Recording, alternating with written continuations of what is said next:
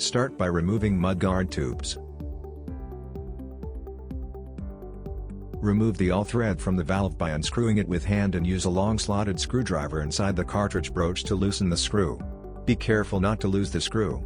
Put a handle on the broach of the cartridge and check alignment.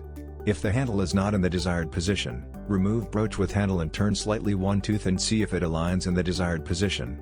If this method does not align handle, tighten screw on broach, and apply second alignment method. Shut off water supplies to valve.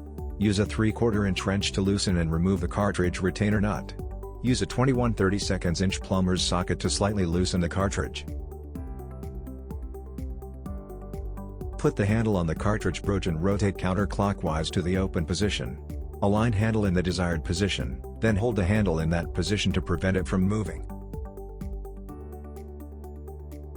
Hold grip to fully tighten the cartridge using a 21/32 inch plumber's socket.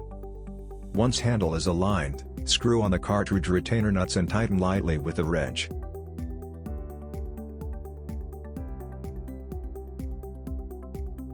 Screw the all threads back on the cartridge, and verify once more the alignment of the handle.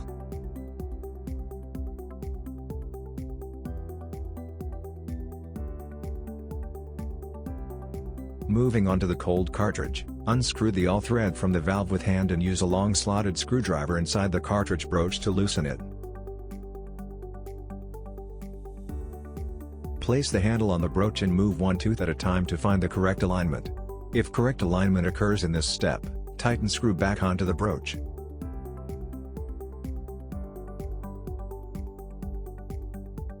Screw the all thread back onto the cartridge. Place mudguards back on to protect valve for finished wall.